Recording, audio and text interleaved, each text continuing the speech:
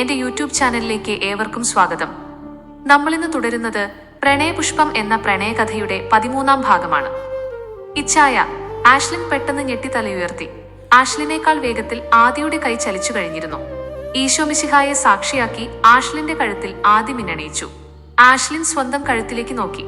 അവൾ ഒരുപാട് ആഗ്രഹിച്ചിരുന്നത്. ഇച്ചായന്റെ കൈകൊണ്ട് തന്റെ കഴുത്തിലൊരു മിന്നൽ. അവളുടെ മനസ്സ് സന്തോഷം കൊണ്ട് നിറഞ്ഞു. പക്ഷേ ആ സന്തോഷം അധിക നേരം നിലനിന്നില്ല. അവളുടെ മനസ്സിൽ വീണ്ടും ദുഃഖം എരിച്ചു കയറി. വേണ്ടായിരുന്നു ഇച്ചായ. അവളുടെ മനസ്സ് മന്ത്രിച്ചത് അവളുടെ കണ്ണിലൂടെ ആദി മനസ്സിലാക്കി. ആദി 2 കൈകൊണ്ടും അവളുടെ മുഖം കോരിയെടുത്തു. ആഷ്ലിൻ. അവളുടെ നിറകണ്ണുകളിലേക്ക് നോക്കി അവൻ വിളിച്ചു. അവന്റെ വിളികേട്ടയുടനെ അവൾ അവന്റെ കണ്ണുകളിലേക്ക് സൂക്ഷ്മതയോടെ നോക്കി. തന്നെ ഞാൻ പ്രപ്പോസ് ചെയ്യാൻ തീരുമാനിച്ചപ്പോൾ തനിക്കായി പണികഴിപ്പിച്ചതാണ് ഈ താലി. ആദ്യ ഒരു കൈകൊണ്ട് അവളുടെ കഴുത്തിലെ മിന്നു പിടിച്ചുകൊണ്ട് പറഞ്ഞു, ഇത് ഞാൻ ഇന്ന് തന്നെ ഏൽപ്പിച്ച് എന്നേക്കുമായി നമുക്ക് പിരിയാം എന്ന് കരുതിയാണ് വന്നത്. പക്ഷേ ഞാൻ വേദനിക്കുമെന്ന് കരുതി എന്നിൽ നിന്നും ഒഴിഞ്ഞു മാറാൻ ശ്രമിക്കുന്നതന്നെ അടുത്തറിഞ്ഞ നിമിഷം ഞാൻ ഉറപ്പിച്ചു. ഈ താലി തന്റെ കയ്യിലല്ല, തന്റെ കഴുത്തിലാണ് വേണ്ടതെന്ന്. എന്നെ ജീവനോളം സ്നേഹിക്കുന്ന തനിക്ക് ഞാൻ ഇതെങ്കിലും ചെയ്തില്ലെങ്കിൽ പിന്നെ ഞാൻ എന്തിനാ ജീവിക്കുന്നത്? ആഷ്ലിൻ. ഇനിയുള്ള കാലം സുഖമായാലും ദുഃഖമായാലും നമുക്ക് ഒരുമിച്ച് അനുഭവിക്കാടോ. ഞാനുണ്ട് എന്റെ ഈ കുസൃതി കുടുക്കയ്ക്ക് കൂട്ടായി. അവൻ അവളുടെ മൂർധാവിൽ മുത്തം നൽകിക്കൊണ്ട് പറഞ്ഞു. അവളുടെ കണ്ണുകൾ സന്തോഷത്താൽ നിറഞ്ഞു. ആദിയുടെ കരുതലും സ്നേഹവും അവളുടെ ഉള്ളിലെ ദുഃഖം അലിയിച്ചു കളഞ്ഞു. അവൾ സന്തോഷത്തോടെ അവന്റെ നെഞ്ചിലേക്ക് ചാഞ്ഞു. അവരുടെ സ്നേഹത്തിന് സാക്ഷിയായി ആ പള്ളിയും. ഇച്ചായ. എന്താ ഇവിടെ നിർത്തിയത്?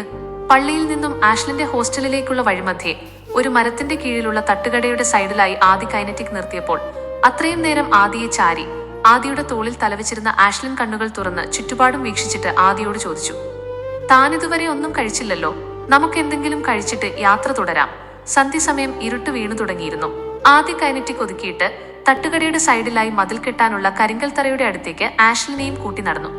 താനിവിടെ ഇരിക്കൂ, ഞാനിപ്പോൾ വരാം. ആദി അതും പറഞ്ഞ് തട്ടുകടയുടെ അടുത്തേക്ക് നടന്നു. ആഷ്ലിൻ ആദിയുടെ വാക്കുകൾ അനുസരിച്ചുകൊണ്ട് ആ തറയിലിരുന്നു. കല്യാണ സദ്യയാണ് വേണ്ടത്. എങ്കിലും ഇന്ന് നമുക്ക് ഇത് വെച്ച് അഡ്ജസ്റ്റ് ചെയ്യാം. ഒരു പ്ലേറ്റിൽ 3-4 ദോശയും ചട്നിയുമായി ആദി ആഷ്ലിനരികിൽ വന്നുകൊണ്ട് പറഞ്ഞു. അത് കേട്ടപ്പോൾ ആഷ്ലിൻ ചെറുപുഞ്ചിരി ആദിക്കായി സമ്മാനിച്ചു. ആദി ആഷ്ലിനരികിൽ ഇരുന്നു.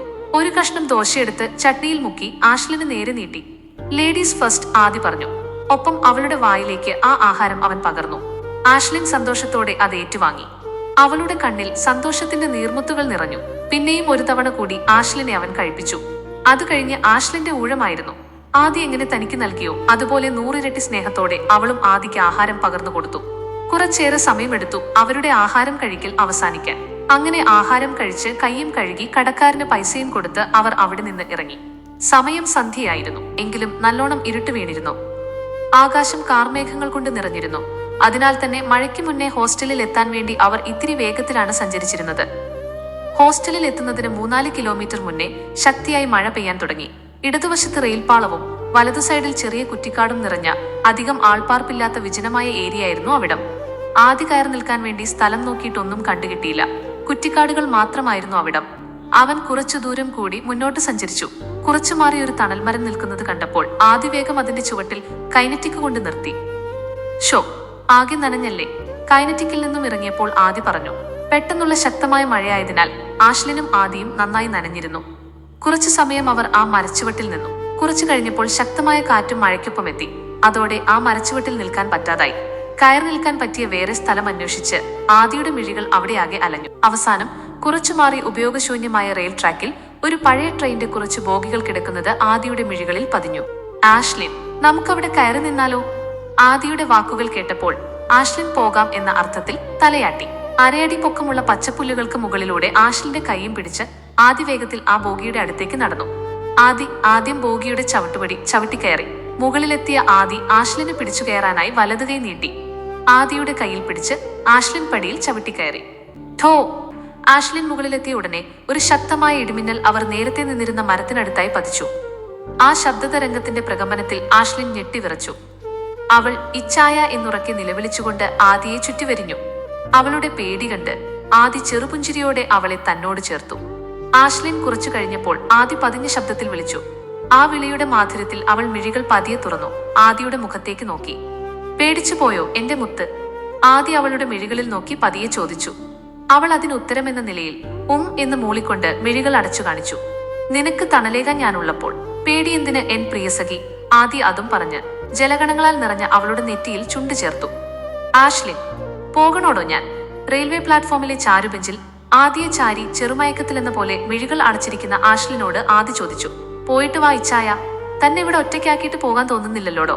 ഇച്ചായ, നേരത്തെ എല്ലാം സംസാരിച്ചതല്ലേ ഇതേക്കുറിച്ച് നമ്മൾ? എനിക്ക് പ്രോമിസും തന്നതാണ് പോകാമെന്ന്. എന്നിട്ടിപ്പോൾ ഒരു 5 മാസത്തിന്റെ കാര്യമല്ലേയുള്ളൂ. പോയിട്ട് വാ, അത്രയും നാൾ തന്നെ കാണാതെ. എന്താ ഇച്ചായ, ഇച്ചായന് പേടിയുണ്ടോ ഇച്ചായൻ തിരിച്ചു വരുമ്പോൾ ഞാൻ പോയിട്ടുണ്ടാകുമെന്ന്? ആഷ്ലിൻ, മിണ്ടാതെ ഇരിക്കുന്നുണ്ടോ? നീ എവിടേക്കും പോകില്ല. നിന്നെ ഞാൻ എവിടേക്കും വിടില്ല. ഇനി ഇതുപോലെ എങ്ങാനും പറഞ്ഞാലുണ്ടല്ലോ. ആദ്യ ദേഷ്യത്തിൽ പറഞ്ഞുകൊണ്ട് മറുസൈഡിലേക്ക് നോക്കിയിരുന്നു. അപ്പോൾ അതാണ് കാര്യം. ഇച്ചായൻ പേടിക്കേണ്ട കേട്ടോ, ഞാൻ ഇവിടെ തന്നെ ഉണ്ടാകും. മഴ കാത്തിരിക്കുന്ന വേഴാമ്പൽ പക്ഷിയെപ്പോലെ ഞാൻ ഇച്ചായനെ കാത്തിരിക്കുന്നുണ്ടാകും. അവൾ അതും പറഞ്ഞ് ആദിയുടെ കവിളിൽ ചുണ്ടുകൾ കൂർപ്പിച്ചു മുത്തി. അവളുടെ സ്നേഹത്തിൽ ആദിയുടെ ദേഷ്യം അലിഞ്ഞില്ലാതായി. അവൻ അവളുടെ മുഖം കൈകളിൽ കോരിയെടുത്തു. തുരുതുരെ ഉമ്മകൾ കൊണ്ട് അവളുടെ മുഖം പൊതിഞ്ഞു. പോകാൻ താല്പര്യമുണ്ടായിട്ടല്ല, അവളുടെ നിർബന്ധം. അവളുടെ വാക്കുകളെ എതിർക്കാൻ സാധിക്കാത്തതുകൊണ്ട്, അവളെ ധിക്കരിക്കാൻ കഴിയാത്തതുകൊണ്ട്. അവളെ ഈ അവസ്ഥയിൽ ഒറ്റയ്ക്കാക്കി പോകാൻ മനസ്സനുവദിക്കുന്നില്ല. പക്ഷേ പോയേ പറ്റൂ എന്ന് അവൾ വാശി പിടിക്കുമ്പോൾ, ഇച്ചായൻ ഡോക്യുമെന്ററി ചെയ്യാൻ പോയിട്ട് വാ. ഇച്ചായൻ വന്നിട്ട് നമുക്ക് ഒരുമിച്ച് നാട്ടിലേക്ക് പോകാം. അങ്കിളിനോട് നമ്മുടെ കാര്യങ്ങൾ അറിയിക്കാം. ആഷ്ലിൻ, നമുക്ക് നാട്ടിലേക്ക് പോയാൽ പോരെ? ഡോക്യുമെന്ററി ഞാൻ വേണ്ടെന്ന് വെക്കാം. വേണ്ട, ഞാൻ കാരണം അത് മുടങ്ങരുത്. ആഷ്ലിൻ, നിന്നെ ഈ അവസ്ഥയിൽ ഞാൻ എങ്ങനെയാണോ പോകുക? പോകണം, പോയേ പറ്റൂ. ഞാൻ കാരണം ഇച്ചായന്റെ കരിയറിൽ ചുവന്ന വരകൾ വീഴാൻ പാടില്ല.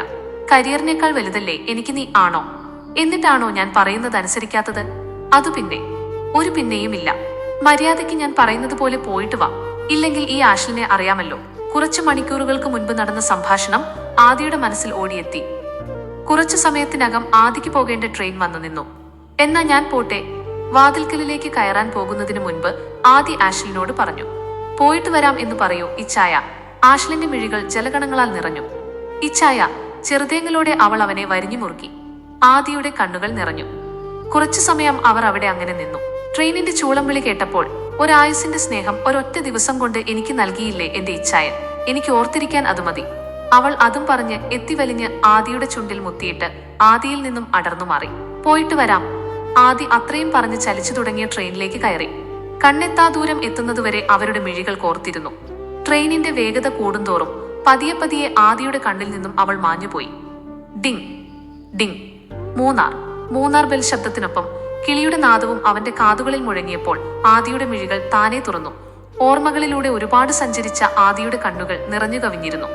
നിറഞ്ഞു കലങ്ങിയ മിഴികൾ കൈകൊണ്ട് തുടച്ച് ആദി സീറ്റിൽ നിന്നും എഴുന്നേറ്റു.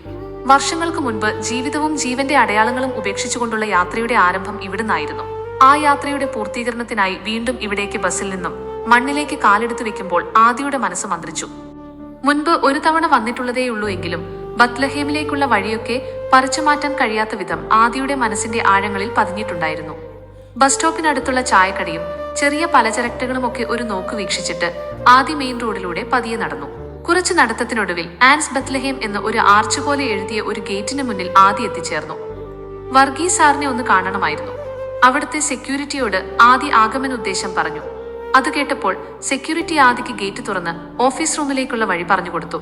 സെക്യൂരിറ്റിയുടെ നിർദ്ദേശമനുസരിച്ച് ആദി അവിടുത്തെ ഓഫീസിൽ എത്തിച്ചേർന്നു.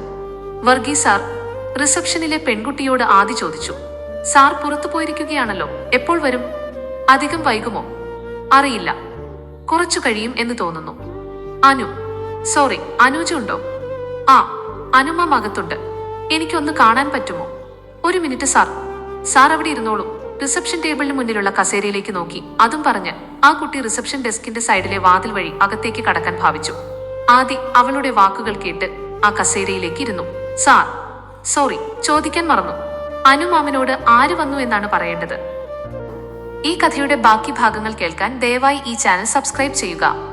വീഡിയോ ഇഷ്ടപ്പെട്ടെങ്കിൽ ലൈക്ക് ചെയ്യാനും കൂട്ടുകാർക്ക് ഷെയർ ചെയ്യാനും മറക്കരുത്. എല്ലാവർക്കും നന്ദി.